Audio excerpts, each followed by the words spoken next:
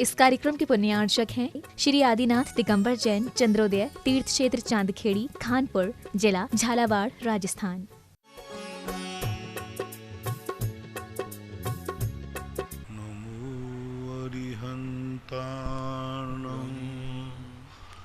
नमो सिद्धाणं नमो आयर्याणं नमो वज्रायाणं नमो लोये सव्यसाहूणं। पंच परमेष्टि भगवान की जय हो। आचार्य श्री गुरुवर कुंद कुंद महाराज की जय हो। आचार्य श्री गुरुवर विद्यासागर महाराज की जय हो। परम पूज्य निर्यापक मुनि श्री 108 सुधा सागर जी महाराज की जय। जय हो। परम पूज्य निष्कंप सागर जी महाराज की जय हो। कोटा से जिज्ञासु इनकी एक जिज्ञासा है। पूज्य गुरुवर के चरणों में त्रिवार नमोस्तु। महाराज श्री मेरी जिज्ञासा है कि आत्म तत्व का पाना कठिन भी है और विस्तृत भी है, फिर इसको कैसे पाया जा सकता है? कृपया समाधान करने की कृपा करें। आत्म तत्व को पाना कठिन भी है और आत्म तत्व विस्तृत भी है, तो उसको कैसे पाएं? कृपया समाधान करने की। आत्म तत्व को पाना ही नहीं, मैं खुद ही आत्म तत्व हूँ। कोई व्यक्ति स्वयं ही अपने आप में, यही सबसे बड़ी विशेषता है कि हमारी आंखें पर को देखते देखते इतने अभ्यस्त हो गई कि स्वयं भी कोई वस्तु है इसकी खबर ही नहीं है। मैं स्वयं त्रिकाली सत्तामान हूँ इसका ज्ञान नहीं। कभी कभी होता है पर के सुखों को देख देख करके हम भी सुखी हैं ये भूल ही जाते हैं। दूसरे की थाली देख देख करके कई बार ऐसा होता है मेरी थाली में भी कुछ रखा है, उसका भी कोई स्वाद है, वो स्वाद ही भूल जाते हैं। यही अनादिकाल से हुई है। उभियोगस्य अनायि परिणामा तिन्नि मोहजुत्तस्य मिच्छत्तम अन्नानम अविरद भावे जोगे। पूज्यवर कुंद कुंद भगवान प्रवचन सार के गेयाधिकार के अंदर एक गाथा बहुत अच्छी कही कि व्यक्ति मिथ्यात अविरत आदि भावों के कारण से आत्मा की ऐसी दशा कर ली कि वो भूल ही गया। शराब के नशे में व्यक्ति नशेड़ा इतना हो जाता है कि उसको ये भी ज्ञान नहीं रहता कि मैं राजकुमार हूँ, मेरा स्थान नाली में नहीं सिंहासन पर है, मेरा स्थान मेरा सोच मैं क्या हूँ ये भूल जाता है। तो मात्र एक मिथ्यात और एक चारित्र मोहिनी है, दर्शन मोहिनी और चारित्र मोहिनी, ये दो मोह के लिए हमारे शास्त्रों में महामद कहा। मोह महामद पियो अनाद। मोह रूपी महामद के कारण से हम स्वयं अस्तित्व को नहीं समझ पा रहे। संसार का सबसे बड़ा आश्चर्य तो यही है कि मैं कल भी था, आज भी हूँ, कल भी रहूँगा, और मुझे ही संदेह हो रहा है कल मैं था कि नहीं, कल मैं रहूँगा कि नहीं। कितना बड़ा संदेह। और मैं कल था पक्का है, लेकिन मुझे पता नहीं कि मैं कल था, और कल भी मैं रहूँगा, लेकिन मुझे डर लग रहा है कल पता नहीं मैं रहूँगा या नहीं रहूँगा। लोग यही कहते भैया कल का क्या भरोसा, मैं रहूँगा या नहीं रहूँगा। अरे जाएगा कहाँ, कहीं ना कहीं तो रहेगा। ड्रेस बदल देगा, एड्रेस बदल देगा, लेकिन तू तो कहीं ना कहीं रहेगा। वस्तु स्वरूप का हमें चिंतन करना पड़ेगा। ये जब तक मोह हमारे साथ है हमें ये कुछ भी नहीं करने देगा। आत्म स्वरूप को प्राप्त करना है, कुछ प्राप्त नहीं करना, मात हटाना है। सूरज में ज्योति भरी है, ऊपर से बादल आए हैं, बादल को हटा दो। बादलों को हटाना, प्रकाश तो कुछ चाहिए ही नहीं। आत्मा में से कुछ भी प्राप्त नहीं करना, उसके ऊपर जो आवरण आ गया है बस उस आवरण को हटाना है। कृष्ण कर्म विप्रमोक्षो मोक्षाः। संपूर्ण कर्मों को हटा दिया मोक्ष तो हम हैं स्वयं में। बिजौलिया से पारस कुमार जैन ठोला इनकी जिज्ञासा है। पूज्य गुरुवर के चरणों में नमोस्तु। महाराज श्री, मेरी जिज्ञासा है कि पुरुषार्थ सिद्धि उपाय में श्रीमद् रायचंद जी अवधान प्रयोग करने लगे, धीरे धीरे वे शतावधान तक पहुंच गए थे। महाराज श्री, अवधान और शतावधान किसे कहते हैं, समझाने की कृपा करें। अवधान का अर्थ होता है हम किसी को ग्रहण करना चाहते, हमारी तीव्र लगन, हमें ये ठानना है कि ये किताब में, इस शास्त्र में जो लिखा है मैं पूरा समझ के रहूंगा। एक दृढ़ संकल्प, उपधान भी इसे बोलते हैं। संकल्प करना कि मैं इसको पढ़ के रहूंगा और सब कुछ समझ के रहूंगा। इसमें से कोई भी प्रश्न कोई मेरे से पूछेगा मैं समाधान करूंगा, क्योंकि जितने प्रश्न दुनिया उठा सकती है मैं इस प्रश्नों को उठाऊंगा। स्वाध्याय करने की, पढ़ने की एक कला होती है।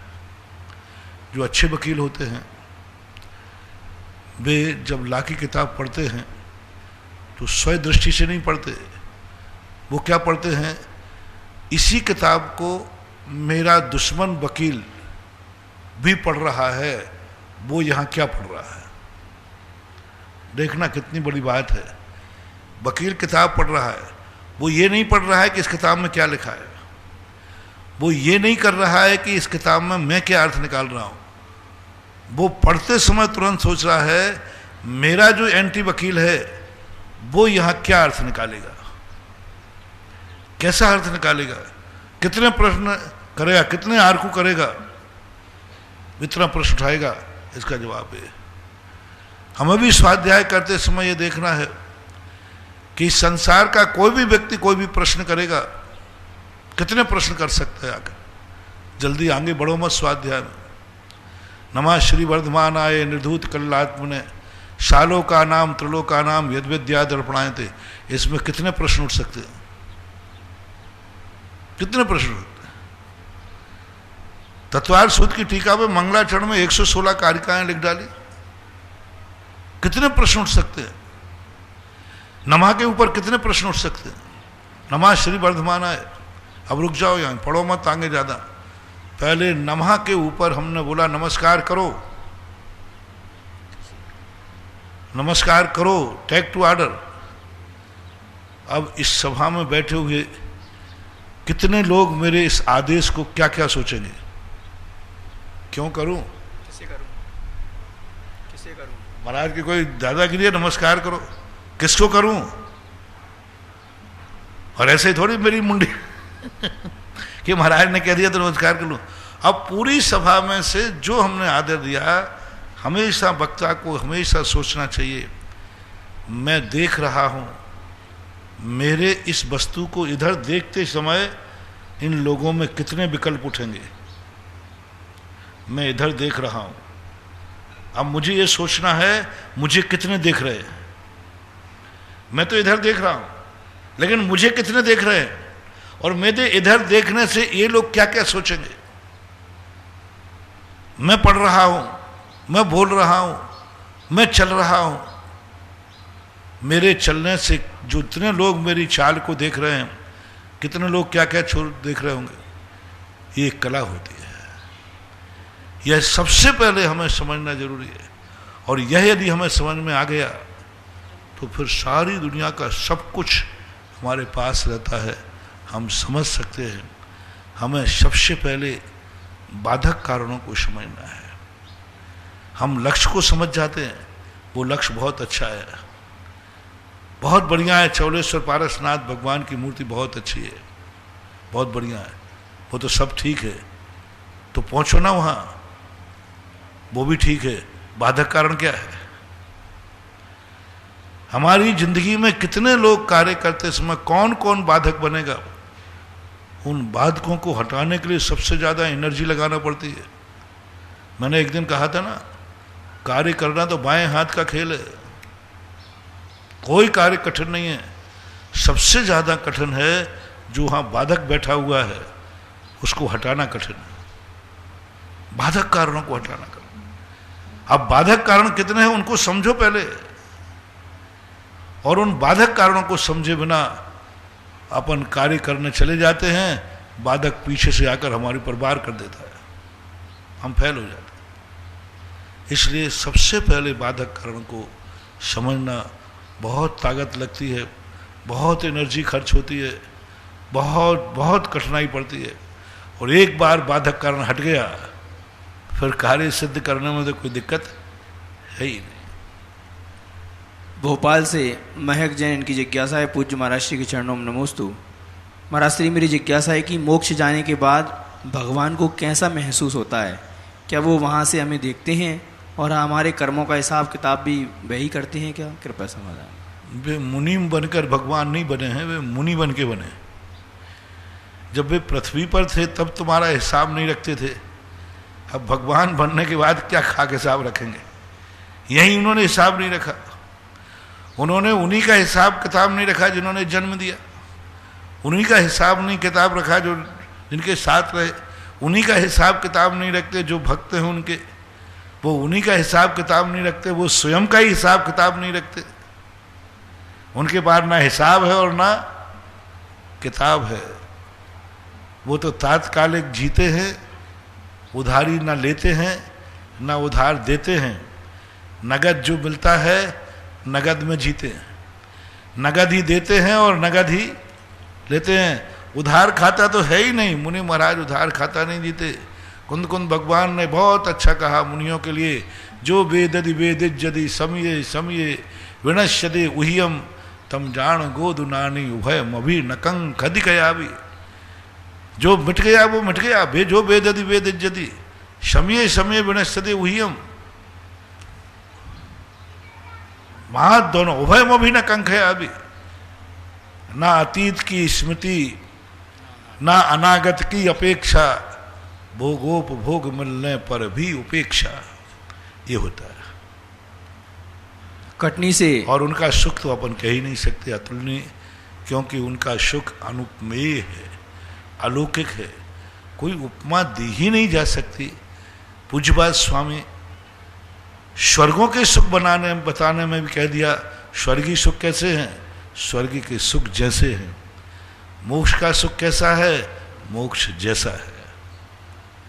कटनी से विकास कुमार जैन शास्त्री, इनकी जिज्ञासा है, पूज्य गुरुवर के चरणों में नमोस्तु। महाराज श्री, मेरी जिज्ञासा है कि जैसा कि आपने बताया कि जिस व्यक्ति को नरक गति का बंध हो गया हो वे कभी कोई नियम आदि नहीं लेते, तो फिर महाराज श्री रावण ने परस्त्री बलात् न करने का नियम कैसे ले लिया? कृपया से बताएं। जिस किसी व्यक्ति को आवाज ठीक करो भाई, आवाज आज अच्छी नहीं आ रही। जिस किसी व्यक्ति को नरक गति का बंद हो गया हो, आयु का बंद हो गया हो, तो वह कभी कोई नियम नहीं लेता। तो इनका पूछना है कि रावण ने नियम क्यों ले लिया कि हम किसी स्त्री को ग्रहण नहीं, जबरदस्ती? पहली बात, जब उसने नियम लिया तब उसको नरक आयु का बंद नहीं हुआ था। जब उसको नरक आयु का बंद हुआ तो वो तोड़ चुका था। उसके मन में एक भाव आ गया, काश मैंने ये नियम नहीं लिया होता, मैंने नियम लेकर के गलती की। बस ऐसा भाव आते उसका नियम टूट गया। इंदौर से सुनीता जैन, इनकी जिज्ञासा है, पूज्य महाराज श्री के चरणों में त्रिवान नमोस्तु। गुरुदेव, मेरी जिज्ञासा है कि मूलनायक श्री सुपार्श्वनाथ भगवान की प्रतिमा पर और दूसरी बात है, उसने किसी पाप का त्याग नहीं किया, ये नियम में नहीं आएगा। उसने पाप का त्याग कहाँ किया? उसने ये कहा यदि नहीं चाहेगी तो, ये नियम थोड़ी है।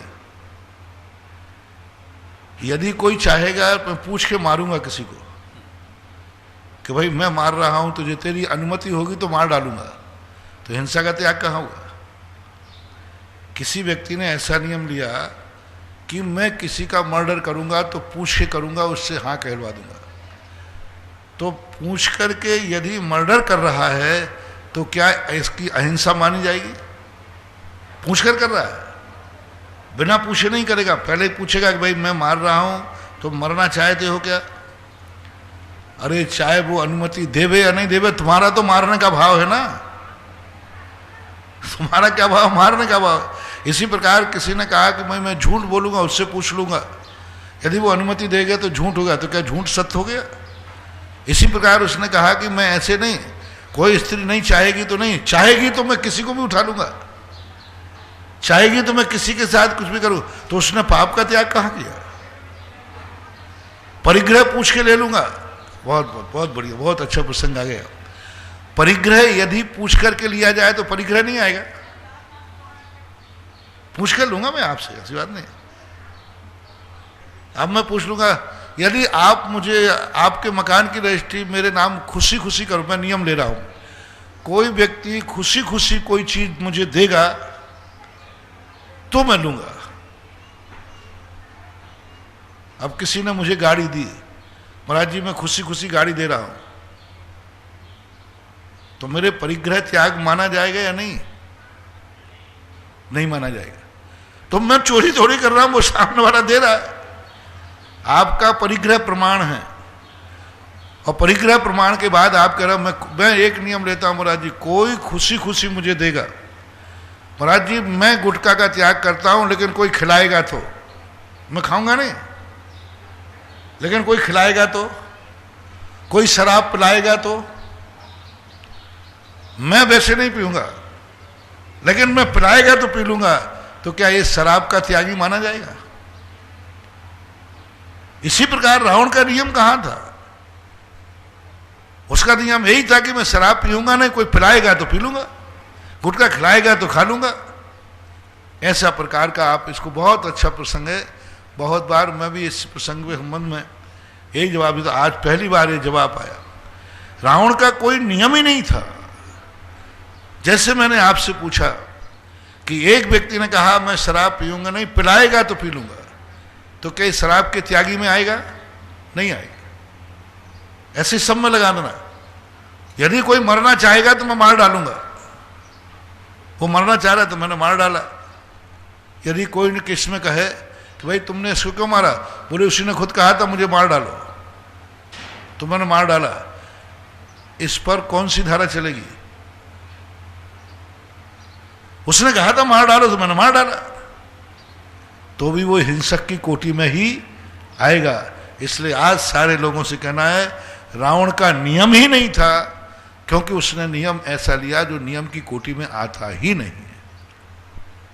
इंदौर से सुनीता जैन इनकी जिज्ञासा है, पूज्य महाराष्ट्री इसी से एक संबंधित एक जिज्ञासा और है कि कहते हैं कि उसने ये नियम लिया था तभी उसको तीर्थंकर प्रकृति का बंद होने वाला, होगा, तीर्थंकर बनेगा। ये जो नियम लिया था इसके पुण्य से ही, मतलब कि उसने जबरदस्ती किसी को मैं ग्रहण नहीं करूंगा, नहीं, इस कारण से कोई आगम गोचर नहीं है। तीर्थंकर प्रकृति का बंद वो आगे आगे करेगा, अभी कोई कारण नहीं है उसका कि उसने कोई ऐसा कार्य किया हो। ऐसा लोग भक्ति में कहते हैं कि उन्होंने एक भगवान की भक्ति 1 महीने तक कैलाश पर्वत पर रहकर जो मुनियों की भैयावृत्ति की, उस भैयावृत्ति ऐसी की कि यदि उस समय उनको केवलियो पादमूल मिल जाता तो तीर्थंकर प्रकृति का बंद कर लेता। ऐसे कुछ लोग कहते हैं, क्योंकि रावण ने जो एक महाभैयावृत्ति की वो एक बहुत प्रशंसनीय थी। बाकी अभी ऐसा आगम का कोई वचन नहीं है कि उस किस कारण से उसको तीर्थंकर प्रकृति का बंद होगा। इंदौर से सुनीता जैन की जिज्ञासा है, पूज्य महाराष्ट्र के चरणों में नमोस्तु। गुरुदेव, मूलनायक श्री सुपार्श्वनाथ भगवान की प्रतिमा पर उल्टा स्वस्तिक बना हो तो उससे समाज पर बुरा प्रभाव पड़ता है क्या? और इस दोष का निवारण कैसे करना चाहिए, कृपया समाधान। देखो, एक गलत तो है ही। आप लोग एक तांत्रिक हुआ करते थे, तांत्रिक लोग ऐसी कार्य करते थे। कोई कोई तंत्र में बता देते भट्टारे लोग, मूर्ति का उल्टा स्वास्थ्य बना के चढ़ा देना, जिससे सब लोग टोकेंगे उल्टा क्यों है, उल्टा क्यों है। तो एक तंत्र विद्या में आता है, गलत है, अशुभ है। सबसे बड़ा अशुभ देखो क्या हो रहा है, लोग मंदिरों में जाके उल्टा स्वास्थ्य बनाते। ऊपर चौलेश्वर पारसनाथ के यहाँ रास्ते में जाओ तो जो क्षेत्रपाल का स्थान है वहाँ दीवार पर उल्टा स्वास्थ्य बनाना। महानुभाव, उल्टा स्वास्थ्य बनाना तुम्हारे लिए सबसे ज़्यादा अशुभ है, क्योंकि तुमने मंगल को अमंगल कर दिया। भले तुमने मनोती की कि हमारा उल्टा स्वास्थ्य बना के जा रहा हूँ, मेरा कार्य हो जाए, नहीं होगा, नहीं होगा तो वो तुम्हारे लिए बहुत नुकसान देगा। 4 आने का नुकसान होगा, 1 रुपये, 4 आने का फायदा होगा, 1 रुपये का नुकसान होगा, क्योंकि आपने उल्टा स्वास्थ्य बनाया था। कभी काट करना उल्टा स्वास्थ्य, मंगल को कभी भी अमंगल नहीं करना। ये दीवारों पर उल्टे स्वास्थ्य बना रहे हो आप लोग। क्षेत्रपालों के यहाँ सब जगह बनने लगे आजकल, बिचौलिया के अंदर बनने लगे, बिचौलिया के बाहर, पूरा मंदिर के बाहर क्षेत्रपाल के स्थान पर उल्टे स्वास्थ्य बनाते। यहाँ भी उल्टे स्वास्तिक बने ऊपर। मत बनाओ महानुभाव, ये बहुत खतरनाक हैं। कभी तुम्हारे कार्य की सिद्धि होना नहीं, कुथित काकताली न्याय से कभी तुम होगा कि नहीं हो गया है तो वो तुम्हारा दूना नुकसान करके जाएगा, क्योंकि तुमने एक बार मंगल स्वरूप स्वास्तिक को उल्टा किया था। कभी उल्टे स्वास्तिक नहीं बनाना, भूल करके भी मत बनाना। सीधा स्वास्तिक होता है, मंगल स्वरूप होता है, उल्टा बनाना ही नहीं चाहिए, गलत है। और मूर्ति आदि पे बने होते हैं, इनको ठीक कराए जा सकते हैं किसी मुनिराज पंचकल्याणक आदि के समय पर। मल्हारगंज इंदौर से पायल सेठी, इनकी जिज्ञासा है, पूज्य महाराज श्री के चरणों में नमोस्तु।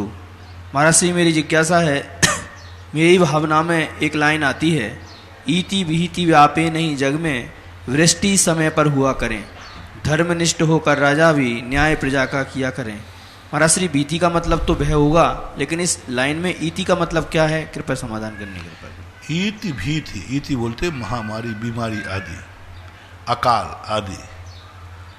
जैसे इति होते ना, अति होगी, अति अतिवृष्टि, अति प्रकार का रोग, अति कहते ना भैया, अब तो इति हो चुकी है, अति और इति, तो इति है वो शब्द। इति भीति व्याप है नहीं जगह में, इति नहीं, इति। इति यानी विभिन्न प्रकार के महामारी आदि, उपसर्ग आदि, अकाल आदि, ये शब्द इसी रूपवाचक है। और ऐसा क्योंकि पूज्यपाद स्वामी ने ये लिखा, जिस समय पूज्यपाद स्वामी थे उस समय राज परंपरा थी। राजकुमार बताते हैं पूज्यपाद स्वामी खुद राजपुत्र थे।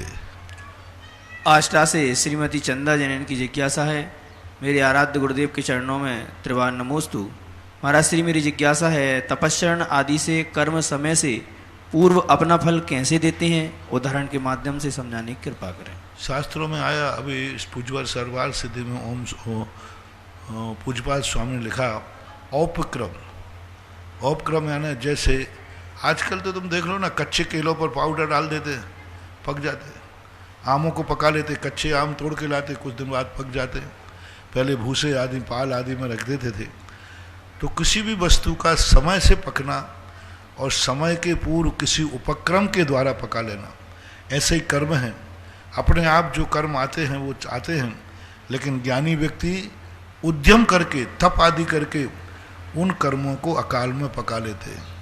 निज काल पाए विधि झरना, तासो निज काज न सरना, तप करि जो कर्म के पावे, सो ही शिव सुख दर्शावे।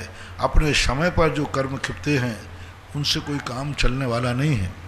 और जो पाक विषय बनाते हैं, क्योंकि आम तो आज चाहिए है, आज चाहिए है, तो आज चाहिए, आज कब मिलेगा, जब डाल पे पकेगा। जब पकेगा तब तक बारात खत्म हो जाएगी।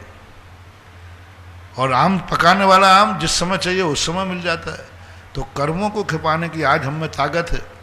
पता नहीं यही अशुभ कर्म, यही असाता कर्म इस समय आया, जिस समय हमें उसे सहन करने की शक्ति नहीं होगी। तो आज तुम्हें सहन करने की शक्ति है।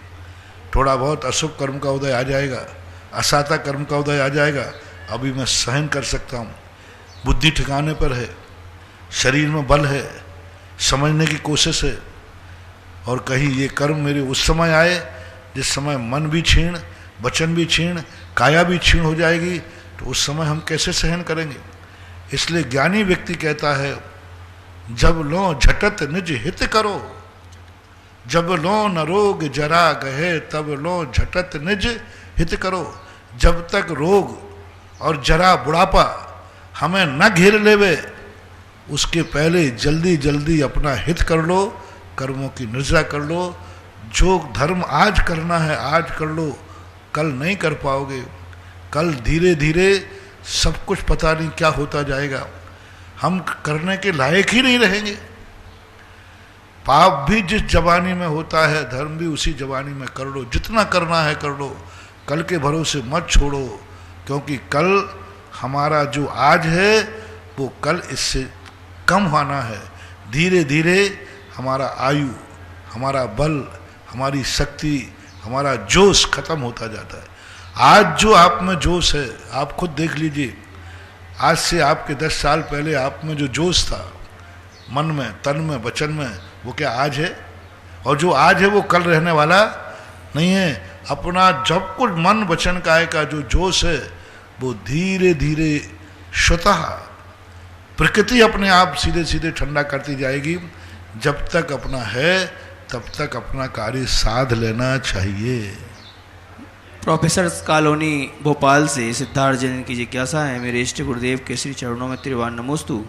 गुरुदेव, मेरी जिज्ञासा है कि जिस प्रकार आप तीर्थ क्षेत्र के नामों में उदय शब्द का प्रत्यय के रूप में उपयोग करते हैं, जैसे ज्ञानोदय, तपोदय, देशनोदय, सुदर्शनोदय आदि, तो इसका क्या विशेष महत्व होता है? और महाराज श्री, क्या हम श्रावक व्यापारिक प्रतिष्ठान के नाम में उदय शब्द का प्रत्यय के रूप में उपयोग कर सकते हैं क्या? कृपया समाधान करें। मैं इसके लिए कुछ भी नहीं बोलूँगा, मैंने कल भी बता दिया था। ये तात्कालिक आए हुए शब्द होते हैं।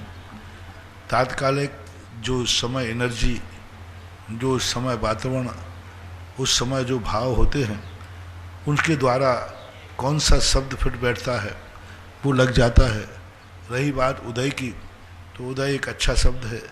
जैसे मुनियों के साथ सागर लगा दिया गया, कोई नंदी लगा देता है, हमने उदय लगा दिया, एक लगा दिया उदय। उदय एक शुभ संकेत है, उदय एक शुभ शब्द है। उदय का अर्थ होता है ये श्वेत, क्योंकि उदय सूर्य जो है, उदया तिथि, उदया नक्षत्र, उदया सूर्य, ये सब अच्छे शुभ माने जाते हैं, इसलिए एक उदय लगा दिया। मैंने भी कभी इतना नहीं सोचा जितना आप लोग सोच रहे हैं।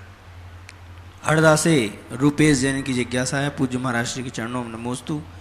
महाराज श्री, हमारा और हमारे भगवान के बीच का संबंध क्या और कैसा होना चाहिए? काय और आत्मा के बीच की कड़ी अपनी श्वास, इस श्वास को हम ध्यान के समय कैसे देखें? कृपया समाधान करें। आत्मा के शरीर, हमारा और हमारे भगवान के बीच का संबंध कैसा होना चाहिए? हमारे और भगवान का बीच का संबंध होना चाहिए कमल और सूर्य के समान। सूर्य आकाश में है, कमल धरती पर है। सूर्य उगता है, कमल खिलता है। सूर्य डूबता है, कमल मुरझा जाता है। सूरज ने कमल को क्या दिया है? सूरज ने कमल को क्या दिया है जो कमल उस पर मुदा है? सूरज ने कुछ नहीं दिया, लेकिन पता नहीं क्यों कमल, आज प्रातः काल का प्रवचन लगभग इसी पे था। कभी कभी ऐसा होता है, हमें कुछ नहीं मिला, हम तो धरातल में हैं, हम तो फेल हो गए, लेकिन कोई सामने पास हो जाता है, उसकी खुशी में झूम पड़ता है। कई लोगों का नेचर होता है, वो दूसरे की खुशी नहीं देख पाते, दूसरे की अच्छाई नहीं देखता, उनको कुड़न होती है, जलन होती है, वो कहते हैं ये सुखी क्यों है। लेकिन कुछ लोग ऐसे होते हैं, वो कहते हैं मुझे कुछ मिले या नहीं मिले, इसको मिल गया ना, मुझे बहुत खुशी है। कमल कहता है मैं भली आकाश में नहीं हूँ, लेकिन कोई तो आकाश में है। मैं भली प्रकाश पुंज नहीं हूँ, कोई तो प्रकाश पुंज है। वो दूसरों के गुणों को देख देख करके, दूसरों की ऊंचाइयों को देख देख करके खुश होता है कमल। बस हमें भगवान के प्रति ऐसा ही होना चाहिए। भगवान, मैं तो जो हूँ तो हूँ, लेकिन तू तो पावन है ना मेरा। एक बार मैंने प्रश्न कहा था, तुम कहाँ हो, तुम कैसे हो, इस पर विचार मत करो, तुम्हारा भगवान कैसा है। समंतभद्र महाराज ने एक ही बात कही, पूरे 40 गाथाओं के अंदर एक बार भी नहीं कहा कि तू कैसा है। उसने भगवान समंतभद्र महाराज कहते, पूजवर तेरा भगवान कैसा है, तेरा बाप कैसा है, तेरा गुरु कैसा है, तेरा मंत्र कैसा है, तुम कैसे हो ये नहीं पूछ रहे।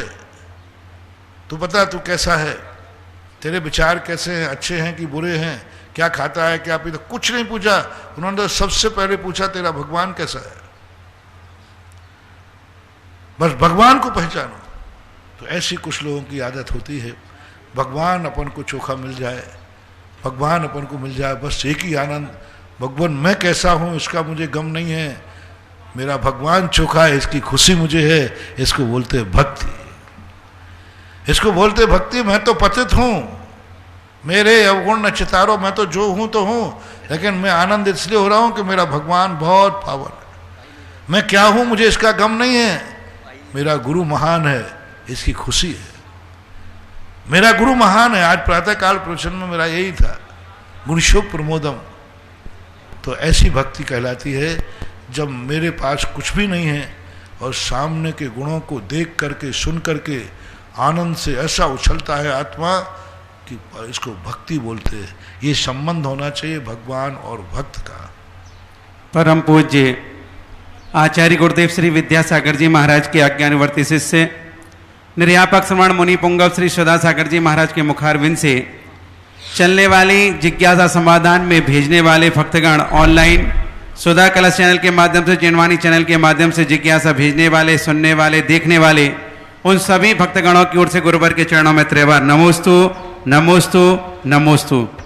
महाराज श्री आपके आशीर्वाद से ऐतिहासिक नंदीश्वर की रचना जो यहाँ पर होने जा रही है 4-5 बीघा के क्षेत्र में, अलौकिक नजारा, बहुत सुंदर ढोलक के आकार पर एक सुंदर जिनालय का निर्माण होगा, जिसमें स्वतंत्र घरवाले होगा, स्वतंत्र बेदी होगी, शिखर होगी, मंडप होगा, श्रृंगार चौकी होगी।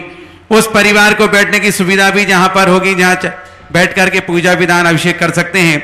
ऐसे विशाल जिनालय में एक नाम आया है मध्य प्रदेश से, श्रीमती कोसाबाई सेठ श्री मुन्नालाल जी की प्रेरणा से श्रीमती सुनीला सिंगई शिखरचंद जी जैन, श्रीमती सीमा डॉक्टर सौरभ, श्रीमती रानी अभिषेक अनोखी, प्रियांशी भावेश टिया जैन, शिल्पी ऋषि बजाज जो कि उनके दामाद अनन्या बजाज खुरई, पीएस परिवार ने एक जिनालय बनाने की भावना भाई है जो आपके अनन्य भक्तों में है, और जिज्ञासा समाधान को सुनकर देवताओं के द्वारा होने वाली रचना में अपना योगदान दिया है। अब जोरदार तालियों से पदमचंद जी जो पीएस के नाम से जाने जाते थे, पदमचंद जी नाम था उनका, पूरा राजस्थान उनको जानता था। वो जहां भी जाते थे ऐसा अपनी छाप छोड़ जाते थे, ऐसे अपने वात्सल बनाते थे कमेटियों के साथ व्यवहार कि राजस्थान उनको पीएस के नाम से ही जानता था। पदमचंद जी नाम था उनका। बहुत अच्छा आशीर्वाद है। साथ ही सहसकुट जिनालय में प्रतिमा विराजमान करने की भावना है श्रीमती संपत देवी, राजेश, शशि, मनोज, समता, चारुल, शुभम, गगन, अमूल्या, मीना, चंद प्रकाश जैन गोदा परिवार, महेंद्र कुमार जी गोदा की प्रेरणा से नरेना वाले जयपुर। दूसरी प्रतिमा परसमल, पवन कुमार, रणु कुमार, आर्जा, मंजू, अंकिता, तप्ती, आकांक्षा, आरवी, सहाय परिवार Chechiwala Udaipur, new glass factory Sundarwas Udaipur. तीसरी प्रतिमा कृष्णा देवी वाइफ ऑफ स्वर्गीय लाला नरेश चंद जी, शोभा जैन वाइफ ऑफ स्वर्गीय लाला नरोत्तम दास, अजित जैन, रीति पुत्री चहल जैन, गुरुग्राम हरियाणा। चौथी प्रतिमा विराजमान करने की भावना भाई सीलचंद जी की प्रेरणा से श्रीमती पुष्पा जैन, अंकुर, अनुराधा, विभू, अर्चित, आंसू, सिया फर्नीचर, बड़ौद, बागपत, उत्तर प्रदेश से। प्रथम जिज्ञासा के लिए आवाज दे रहा हूं कुमारी आकृति जैन पारोली, और तैयार रहेंगे जीतमल जी नौगामा।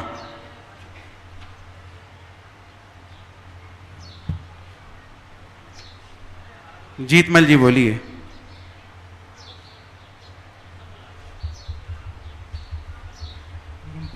परम पूज्य निर्यापक मुनि श्री सुधा सागर जी महाराज का मेरा और मेरे परिवार की तरफ से नमोस्तु त्रिकाल बार नमोस्तु नमोस्तु। मेरी जिज्ञासा है कि महाराज जी अपने क्षेत्र में दान दिया हुआ अगर कोई कहे कि मैं दूसरे क्षेत्र में दान कर दूं तो इसका क्या होगा? किसी दुकान से आपने माल लिया उधार में, बाद में कहो कि मैं दूसरी दुकान पे चुका दूंगा, तो वहां की उधारी तो कायम रहेगी। जिस निमित्त से जिस क्षेत्र में जहां बोला है वहीं देना चाहिए। हाँ, ये बात अलग है कि यदि वहां पर अपन ने बोला और उन्होंने वह कार्य नहीं किया तो कमेटी की अनुमति ले लें कि भाई आपको मैंने इस मद में आपका दान बोला था, आप ये कार्य नहीं कर रहे हैं, तो कमेटी कहते भाई मैं ये कार्य नहीं कर रहा हूँ, योजना प्रस्तावित थी, अब वो योजना गौण हो गई है, तो फिर कह देना भाई मैं अब ये दान दूसरे क्षेत्र में दूंगा, हमारी दान घोषणा पत्र में नहीं होना चाहिए। वो कहते हाँ, तो एक अनुमति लेकर के आप दे सकते हैं। दूसरी बात है कि यदि वो अनुमति ना देवे और तुम्हारे जिस कार्य के लिए आपने बोला था वो कार्य उन्होंने नहीं किया है, तो आप एक सूचना उनको दे दें कि भाई आप अनुमति दें या नहीं दें, आपको जो कार्य कहा गया था वो आपने कार्य नहीं किया, इसलिए मैं अब यह दान राशि दूसरे स्थान पर देता हूँ। लेकिन वहाँ वो कार्य कर रहे हैं, उन्होंने शुरू कर दिया तुम्हारे नाम से और उन्होंने बना भी दिया, पर कहते नहीं मैं तो यहाँ नहीं दूंगा, तो अरे भाई तुम्हारे नाम से भोजन बन चुका है, अब तुम्हारे नाम से बुकिंग हो गई है, तुमने जैसा कहा था नहीं, जिस मद में जहाँ पर दान बोला जाए यदि वह दान का वहाँ पर कार्य हो रहा है तो वह दान वहीं देना चाहिए, दूसरे स्थान पर देना उचित नहीं है, ठीक नहीं। नमोस्तु नमोस्तु। अगली जिज्ञासा आकृति जैन पारोली, नहीं है तो श्रीमती संगीता देवी पलासिया। संगीता देवी पलासिया, जल्दी करें, समय बचाएं। गुरुदेव के चरणों में नमोस्तु। गुरुदेव, मेरी जिज्ञासा है कि नवदा भक्ति किसे कहते हैं और उसका क्या महत्व है? नवदा भक्ति का अर्थ होता है एक दिगंबर जैन साधु की आहारचर्या के पूर्व जो की जाती है वह भक्ति है। दिगंबर जैन साधु आहार का भूखा नहीं रहता, भक्ति का भूखा रहता है। हमने एक बार बहुत पहले प्रवचन दिया था ललितपुर में भगवान ऋषभदेव के आहारचर्या के प्रसंग में कि भक्ति के भूखे थे भगवान। आहार तो मिल रहा था, नवदा भक्ति नहीं मिल रही थी। तो भक्ति के रस में सना हुआ भोजन दिगंबर साधु करता है। 6 रसों से भली रहित हो, 6 रसों से भली रहित हो, 9 भक्ति के रस में रमा है तो उसका स्वाद अलग ही आता है। जैसे कृष्ण को सुदामा के चावल भक्ति के रस में थे तो उन्हें द्वारका के सटरज भोजन भी फीके लगे और भक्ति के रस के चावल भी अच्छे लगे। रामचंद्र जी के लिए भक्ति के रस में रखे हुए सबरी के जूठे बेर भी इतने अच्छे लगे कि लक्ष्मण को साथ बैठाले बिना रामचंद्र जी कभी भोजन नहीं करते थे। दोनों भाई सदा साथ में करते थे और लक्ष्मण से कहते करो भोजन करो, साथ करते। लेकिन भक्ति के रस में सबरी के बेर जब रामचंद्र जी खाने बैठ गए तो लक्ष्मण रामचंद्र जी की मुंह की तरफ देखते हैं कि भैया तो मेरे से खाने के ही नहीं रहे। एक बार भी नहीं कहा उन्होंने कि लक्ष्मण तू भी खा ले भाई।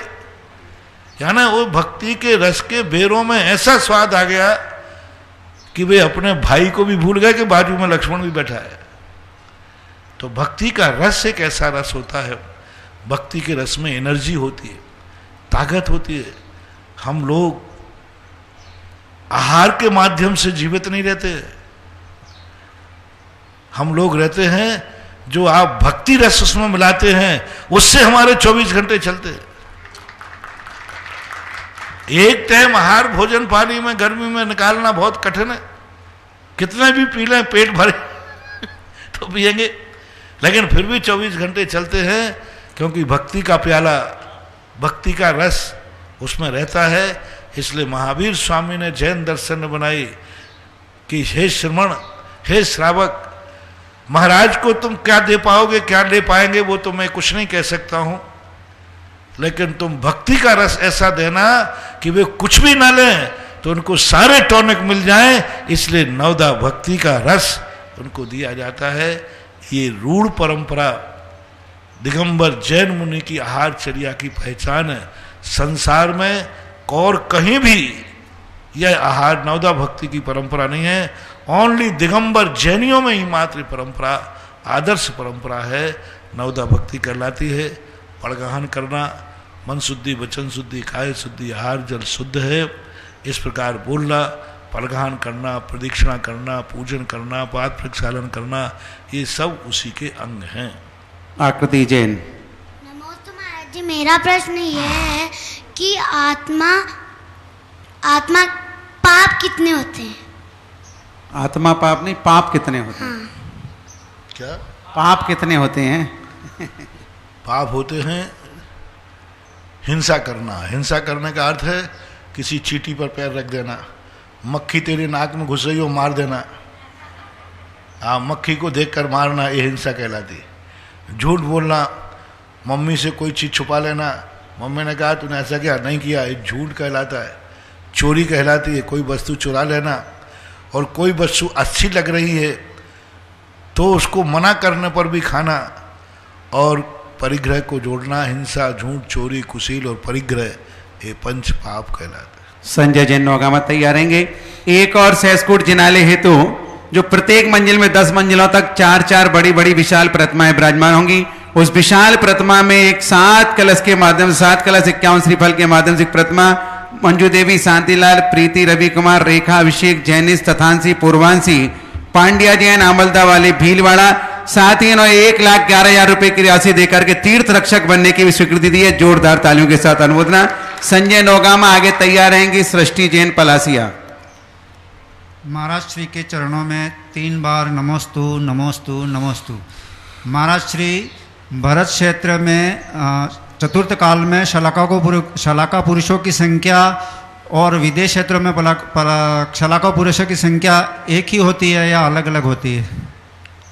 एक समान होती है। जो यहाँ भी बस काल का वहाँ यहाँ एक कोड़ा कोड़ी सागर काल है, वहाँ निरंतर है। बाकी तीर्थंकर वहाँ होते हैं, चक्रवर्ती वहाँ होते हैं, नारायण प्रति नारायण वहाँ होते हैं, बलभद्र होते हैं। जो 63 शलाका पुरुष होते हैं वे सभी विधेय क्षेत्रों में भी होते हैं। नमोस्तु। सृष्टि जैन पलासिया आगे तैयार रहेंगे। आरोही जैन पारोली। नमोस्तु गुरुदेव। गुरुदेव, मेरी जिज्ञासा यह है कि जब महाराज माता जी द्वारा केशलोच किया जाता है तो उनके द्वारा उपवास भी किया जाता है, तो केशलोच के समय उपवास का क्या महत्व है? केशलोच के उपवास के समय 2-3 कारण है। एक तो कारण ये है कि एक प्रकार का उस दिन सारा मल कहलाते बालों को उखाड़ा है, स्नान तो वो करेंगे नहीं, तो उस दिन शरीर में अशुद्धि रहती है। बाल उखाड़ते समय ब्लड वगैरह भी आ जाता है, तो उस समय की अशुद्धि रहती है। तो एक दिन का वह उपवास। दूसरा, उस समय बालों को उखाड़ने आदि में भी कुछ निगोदिया जीवों को भी बाधा पहुंचती है। छोटे छोटे जीव जो मांस में होते हैं उखाड़ते हैं, तो उस प्रायश्चित रूप भी हो जाता है। यही कारण, कोई विशेष अलग से कारण नहीं है। कारण एक ही है कि उस दिन मल का विसर्जन होता है, पूरे शरीर पर बाल गिर जाते हैं और अशुद्धि का रूप रहता है। तो 24 घंटे के अंदर वह सारी की सारी अशुद्धि अपने आप स्वतः खत्म हो जाती है। इसलिए एक दिन का उपवास किया जाता है। महाराज जी, जब केशलोच के बाद जो बाल होते हैं वो केशलोच के बाद, तो उनका विसर्जन कैसे करना चाहिए? कुछ आगम नहीं, ऐसे मिट्टी में जाके दबा देना, पानी में नहीं डालना चाहिए, क्योंकि पानी में उसमें मांस का अंश रहता है। मछलियाँ खाएंगे उनके गले में अटक जाएगा, इसलिए उसको गड्ढा करके मिट्टी में डाल देना चाहिए। 1-2 बरसात के बाद वो मिट्टी सुताई बन जाते हैं, ऐसा करना चाहिए। आरोही जैन पारोली। इसके बाद तैयार रहेंगे ऋषभ जैन अशोकनगर। नमोस्तु महाराज जी, मेरा प्रश्न ये है कि पुण्यशाली व्यक्ति के सभी काम आसानी से हो जाते हैं, लेकिन पुण्यहीन व्यक्ति के सभी कामों में बाधा आती है। महाराज श्री, ऐसा क्यों होता है, इसका उपाय बताइए। पुण्य कर्म में बाधा आने का कारण होता है पूर्व भर में किए हुए अशुभ कर्म। हम किसी के शुभ कार्यों में बाधा डालते हैं, शुभ कार्य करने में हम उसको रोकते हैं, तो उसके कारण से बाधा पड़ जाती है। जब हम शुभ कार्य करना चाहते हैं तो हमारे लिए बाधा बन जाती है, और पुण्य कर्म के उदय जब आता है तो हमारे लिए बहुत सारी अनुकूल बनती है। जैसे आप लोगों के घरों में बाधा डाल देते हो। पिताजी कह रहा है मुझे मंदिर बनाना है, बेटे ने रोक दिया। बेटा कहता है मुझे मंदिर बनाना है, भाई ने रोक दिया। तो इस प्रकार के विघ्न हम अच्छे कार्यों में डालते रहते हैं, कहीं ना कहीं से तो विघ्न पड़ जाता है। ऋषभ जैन अशोकनगर। आगे तैयार रहेंगी श्रीमती निर्मला गदिया व्यावर। पूज्य गुरुदेव के चरणों में मन वचन का से बारंबार नमोस्तु नमोस्तु नमोस्तु। हे गुरुवर, जैसा बताते हैं कि कुछ % दान करना चाहिए अपनी आय में से। 10% मानसी 1 लाख रुपए में अगर 10% दान करते हैं तो 10,000 रुपये दान करते हैं। उसमें 4 दान होते हैं, तो सर्वोत्तम दान होता है आहार दान। तो मानसी आहार दान को कैसे उसमें एडजस्ट करें दान को? अभी आहार दान हमारी चौका तो हम अपने लिए लगा, मतलब हम अपने लिए आहार दान परसेंटेज में नहीं आएगा। वो दान तो आहार के परसेंटेज में घट गया। जितना आप खाते हो उतना दान के रूप में। ये दान मात्र जो आप आवास दान देते हैं, मंदिर दान देते हैं, आजकल धन दान की परंपरा है, तो आहार आदि दान तो एक सामान्य रूप से करा जाता है, इसमें परसेंटेज आदि नहीं दिखा जाता। अतिथि श्रम विभाग कहते हैं। जिन कार्यों में हम जिस रूप से धन का अर्जन करते हैं उसमें राजा का टैक्स और धर्म का दान, ये दो बिना दिए बिना धनापार्जन नहीं करना चाहिए। सेल टैक्स और इनकम टैक्स सरकार का होता है, यहाँ दान की परंपरा होती है। आहार को भी हम दे सकते हैं, जैसे आहार के लिए पूज्यवर समंतभद्र महाराज ने लिखा कि जिस दिन तुम उपवास करो उस दिन आहार भी नहीं, आहार देने की मनाही की, स्नान ही नहीं करना। लेकिन जब आहार बनाया है तो आहार देने का भी भाव करना चाहिए, एक सामान्य विषय जी। और अगली जिज्ञासा, हाँ निर्मला जी, और इसके बाद तैयार रहेंगे श्रीमती नवल प्रभा जैन साहेबपुरा। गुरुदेव के चरणों में त्रैबार नमोस्तु। महाराज श्री मिथ्यात्व के उदय से कौन से गुण स्थान तक मिथ्यात्व का उदय कौन से गुण स्थान से कौन से गुण स्थान तक रहता है? मिथ्यात्व का गुण स्थान एक ही होता है, पहला गुण स्थान उसी तक उसकी सीमा है, उससे आगे नहीं बढ़ता। मिथ्या दृष्टि सदा पहले गुण स्थान में ही रहता है, क्योंकि मिथ्या दृष्टि है। अब मिथ्या दृष्टि है, वो आगे बढ़ ही नहीं सकता, उसका गुण स्थान बढ़ने का सवाल ही नहीं हो, क्योंकि वो मार्ग ही उल्टा पकड़े हुए है, तो आगे कैसे जाएगा? सीढ़ियाँ इधर को हैं और वो इधर को उतर रहा है, तो वो ऊंचा कैसे जाएगा? वो तो नीचे ही रहता है। नवल प्रभा जी जैन साहेबपुरा, और इसके बाद तैयार रहेंगे आदि सौगानी अशोकनगर। गुरुवर के चरणों में त्रैबार नमोस्तु नमोस्तु नमोस्तु। महाराज जी, वर्तमान शासक नायक भगवान महावीर बाल ब्रह्मचारी थे, जबकि श्वेतांबर मतानुसार भगवान महावीर शादीशुदा थे और उनके संतान भी बताई गई। इतनी विभिन्नताएं कैसी? जिज्ञासा। अब ब्रह्मचारी थे कि शादीशुदा थे, ये तो पक्का है कि दीक्षा लेने के बाद वो ब्रह्मचारी थे, जय हो, ये तो पक्का है। अब ग्रस्त अवस्था में थे तो तीर्थंकर लोग ग्रस्त अवस्था में और भी तीर्थंकर शादीशुदा हुए। वैसे वास्तविक रूप से पक्का है कि महावीर स्वामी जन्म से ही बाल ब्रह्मचारी थे। 30 वर्ष की अवस्था में उनकी मुनि दीक्षा हो चुकी थी, यही सत्य है। अब दूसरे लोग किस रूप में कैसा मानते हैं, ये उनका सोच है, उनका विचार है, पर सत्य तो यही है कि वो ब्रह्मचारी थे, बाल ब्रह्मचारी थे। 5 तीर्थंकर में महावीर स्वामी भी आते। नमस्ते महाराज जी। आदि सौगानी अशोकनगर, इसके बाद तैयार रहेंगी उर्मिला जी जैन साहेबपुरा। नमस्ते महाराज श्री। महाराज श्री, एक द्रव्य दूसरे द्रव्य को कैसे मतलब कैसे उनका आपस में संबंध बनता है? जैसे आत्मा का और आकाश तत्व का, काल तत्व, दृष्टिकोण अलग अलग होते हैं। हंस जो होता है, दूध में पानी मिला रहता है, वो कहता है कि दूध में कभी पानी मिल नहीं सकता, पानी में दूध कभी मिल नहीं सकता, वो कहता मिलते ही नहीं। और सारी दुनिया कहती है इसने दूध में पानी मिला दिया, पानी में दूध मिल गया। हंस कहता कहाँ मिलता? तो सारी दुनिया जब दूध में पानी मिला हो तो दूध को अलग और पानी को अलग पी सकती है क्या? नहीं। मिला हुआ हो तो यदि दूध में पानी मिला हो और तुमसे कहा जाए कि दूध पी लो, तो दूध के साथ पानी भी जाएगा कि नहीं? जाएगा। लेकिन हंस एक ऐसा है, तुम कितना ही पानी मिला दो, मुझे कोई फर्क नहीं पड़ता, मैं दूध अकेला पी लूँगा, क्योंकि दूध में पानी कभी मिलता ही नहीं है। तो कुंद स्वामी को जब देखते हैं पूज्यवर को, तो वे हंस की बात करते हैं कि एक द्रव्य दूसरे द्रव्य में कभी मिलता ही नहीं है, क्योंकि उनके पास कला है, कितना ही मिला दो मैं दूध को उठा के पी लूँगा। लेकिन ये हंस में ही मात्र कला है, बाकी सारी दुनिया में, ये दुनिया हंसों से भरी है कि और भी जानवर हैं इसमें, और भी।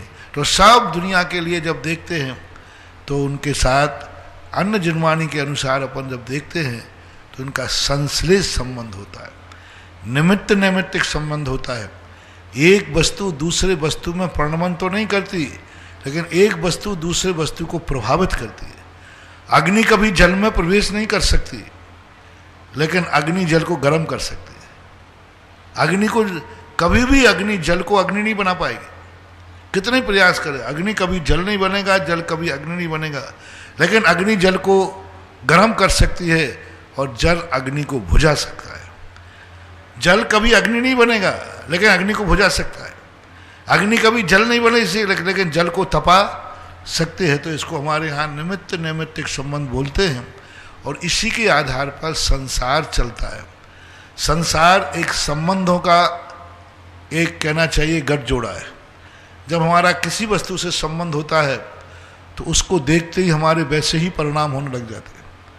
वही वस्तु थी जब हम उसको अलग दृष्टि से देख रहे थे तो हमारे परिणाम अलग आ रहे थे, और उसी वस्तु को हम दूसरी दृष्टि से देख रहे तो परिणाम अलग आने लगे।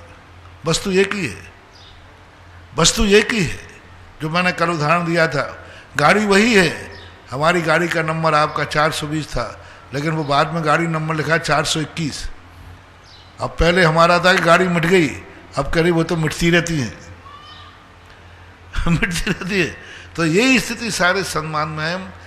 आपका दृष्टि का फर्क है, आप वस्तु को किस दृष्टि से देख रहे हो, वह वस्तु आपके अंदर वैसे ही परिणाम करेगी, वैसे ही परिणाम होते। इसलिए दृष्टि संबंध हमें देखना पड़ता है। आपकी दृष्टि किस दृष्टि से सामने वाले को देख रही है, वह वस्तु वैसे ही प्रभावित करेगी, वैसे ही उसके परिणाम बनेंगे। तो इस प्रकार का भावों का संबंध, दृष्टि का संबंध विशेष रूप से है। उस संबंध को हमें निर्णय करना है, हम सामने वाले को किस दृष्टि से देख रहे हैं, वैसा ही संबंध हमारा हो जाता है। उर्मिला जी जैन साहेब पर इसके बाद तैयार हैं श्रीमती चमेली देवी नौगामा। पूज्य गुरुदेव के चरणों में मेरा तथा मेरे परिवार का 3 बार नमोस्तु नमोस्तु नमोस्तु। महाराज जी, मेरा प्रश्न है कि मनुष्य की अल्पायु कितनी अवधि की होती है? मनुष्य की अल्पायु कितनी अवधि की होती है? मनुष्य की अल्पायु का कोई भी मापदंड नहीं है कि अल्पायु कितनी होती है। कोई व्यक्ति एक अंतर मुहूर्त की ही आयु लेके आया। जघन आयु में और अल्पायु में अंतर है। जघन आयु एक अंतर मुहूर्त की होती है, लेकिन अल्पायु का अर्थ होता है देख करके। जैसे मनुष्यों की अल्पायु कहलाती है, 8 वर्ष से कम आयु को अल्पायु बोलते हैं। 8 वर्ष से ऊपर की आयु को अल्पायु नहीं बोलते, क्योंकि 8 वर्ष के बाद उसको मुनि दीक्षा लेने का, सम्यक दर्शन प्राप्त करने का अधिकार हो जाता है। मनुष्यों में अल्पायु ये कहलाती है। जब धार्मिक दृष्टि से हम देखेंगे तो धार्मिक दृष्टि से 8 वर्ष के पहले यदि कोई मर जाता है तो उसको अल्पायु में गिना जाता है। त्रियंचों में जन्म लेते ही मास पृथकत्व के पहले मर जाता है तो अल्पायु कहलाती है। अब रही बात सांसारिक दृष्टि से। सांसारिक दृष्टि से अल्पायु कहलाती है कि जब तक वह गृहस्थी में प्रवेश न करके, अपना अंश संतान उत्पन्न न करके, अपने संतानों को अपना अधिकार न दे करके जाए, तब तक अल्पायु मानते हैं। विवाह के पहले मर गया अल्पायु है, शादी करते ही मर गया अल्पायु है, अपने बच्चों को पैर पे खड़ा नहीं कर पाया और मर गया तो अल्पायु है। तो इस प्रकार के अल्पायु नाना दृष्टिकोणों से माना जाता है। अब आपकी दृष्टि क्या है, उसके अनुसार अल्पायु को लगाया जाता है। श्रीमती चमेली देवी नौगामा, इसके बाद तैयार हैं ब्रह्मचारी महावीर भाई जी। नमोस्तु नमोस्तु। महाराज जी, मेरी जिज्ञासा है कि मैं 108 बार मुनि सुब्रतनाथ का विधान करती हूँ तो उसको ज्ञापन करना पड़ता है कि नहीं? मुनि सुब्रतनाथ भगवान का विधान करते हैं तो उसकी जाप भी करना चाहिए। वर्तमान में महामारी की रोकथाम के लिए सरकार द्वारा वैक्सीनेशन का कार्य पूरे देश में युद्ध स्तर पर जारी है, जो बहुत ही सराहनीय कार्य है। लेकिन कुछ वैक्सीन, कोरोना की जो वैक्सीन है, लेकिन कुछ राजनीतिक और जो कोई भी मतलब जो सामाजिक लोग हैं वो वैक्सीनेशन की गंभीरता को न समझते हुए वैक्सीन नहीं लगा रहे हैं। महाराज जी, क्या समाज को महामारी से बचाव हेतु वैक्सीन लगाने के लिए प्रेरित करना चाहिए? मैं अभी कुछ ज़्यादा नहीं बोल पाऊंगा, क्योंकि विज्ञान की हर खोज साइड इफेक्टेड होती है। विज्ञान की हर खोज, कल विज्ञान ही कहता है, कल कोई नई बीमारी होगी तो विज्ञान डॉक्टर ही कहे आपने वैक्सीन तो नहीं लगवाई थी, ये विज्ञान कहेगा। आज विज्ञान कह देता है, कल के दिन कोई भी दवाई ली थी, आपने फलानी दवाई तो नहीं ली थी, आपने फलानी दवाई ली थी इसलिए बीमारी हुई, आपने तो नहीं किया था, तो आज तुरंत पूछ लगे। तो आज विज्ञान के लिए यही पूछेंगे, कल आपने वैक्सीन तो नहीं ली, पहली वाली वैक्सीन लगाई थी कि दूसरी वाली? तो देखो, मेरे संबंध में हमारी जिनवानी को आगम की बात होती तो मैं डंके की चोट पर आगम पर बोल देता, लेकिन विज्ञान की बात पर, क्योंकि विज्ञान कोई भरोसा नहीं, बिना पैंदी का रोटा है। अभी वैक्सीन निकाली, सामने वाले ने कहा साइड इफेक्ट की गारंटी लो, तो कौन सा देश है उस पर बहस चल रही है, वो गारंटी नहीं ले रहा है कि नहीं मैं गारंटी नहीं लूँगा कि इसका साइड इफेक्ट क्या होगा। आप बीमा दीजिए कहने से वैक्सीन लगाने वाले को आप बीमा की गारंटी लीजिए कि वैक्सीन लगाने वाले को यदि द्वारा हो गया या कुछ हो गया या साइड इफेक्ट होगा हम उसका बीमा देंगे। बनाने वाले ने कह दिया हम गारंटी नहीं लेते। तो जब वो बनाने वाला खुद गारंटी नहीं ले रहा है तो मैं तो जिस संबंध में कुछ जानता नहीं हूँ तो मैं कुछ नहीं बोल सकता हूँ। ये निर्णय आपके ऊपर स्वयं है, स्वयं विचार करें। हमसे ज़्यादा आप जानते हैं, नेटवर्क जानते हैं, आप सब समझ सकते हैं। मैं इस संबंध में कुछ भी नहीं जानता हूँ और जिस संबंध में मैं जानता नहीं हूँ उस समय में मैं कुछ बोलता नहीं हूँ, ऐसा जानना है। सुषमा जी नौगामा।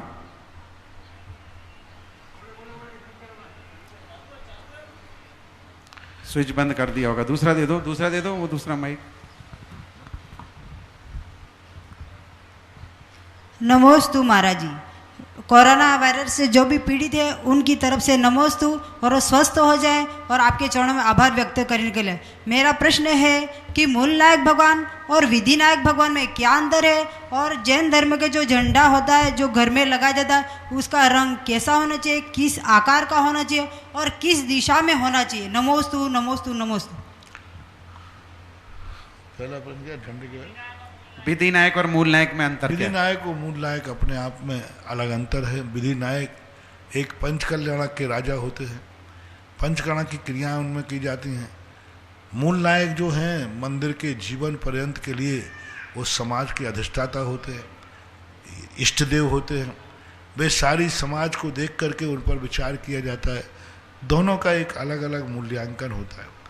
झंडे के संबंध में गृहस्थों के मकानों पर लगाने का कोई उल्लेख नहीं पाया गया, कोई विशेष रूप से ऐसी परिणति मिली। देवों के जरूर विमानों में ध्वजों की बात कही गई, लेकिन कई गृहस्थों के लगाने के लिए अब उसको अलग अलग ढंग से लगाने की बात कही जाती। कोई वास्तु से दूर करना है तो जिस दिशा को कमज़ोर होती है वहाँ लगा देते हैं, कोई शगुन के लिए लगाते हैं तो दरवाजे पर लगा देते हैं। इसलिए कोई आगम में विशेष न मिलने से हम विशेष नहीं बोल पाएंगे। नमोस्तु। वैक्सीन के संबंध में क्या आया, अभी अजमेर के एक सज्जन थे, परिवार सहित आए, तो उन्होंने कहा कि महाराज जी मेरी बीवी जो है वैक्सीन नहीं लगाने देती। तो मैंने कहा क्यों? बोले महाराज मैं नहीं लगाने दूंगी। बोले क्या पता उस वैक्सीन का भविष्य क्या है। अब गृहस्थ में विवाद है, पति पत्नी विवाद। पत्नी कह रही नहीं हमें पहले बताओ वैक्सीन का साइड इफेक्ट क्या है। विज्ञान और डॉक्टर तो लगा देंगे, और कल के दिन कोई साइड इफेक्ट हुआ तो फिर क्या करेंगे। तो अब ये निर्णय विश्वास की बात है, विश्वास नहीं करा पा रहे, गारंटी नहीं ले पा रहे। गारंटी लेना चाहिए। जो इस प्रकार के प्रश्न करते हैं वो गारंटी कार्ड और दे देवे तो मैं बोल दूंगा कि भाई किसी को कुछ नहीं होगा, फलाने ने गारंटी ली है। अब गारंटी कौन लेवे, तो अब इन सब चीज़ों पर बहुत बड़ी चीज़ है। इस प्रकार से जिज्ञासा समाधान संपन्न हुआ। देवसाज गुरु की आरती करने का सौभाग्य किसको मिलेगा? ऐसे पर्वराज पर्युषण पर्व की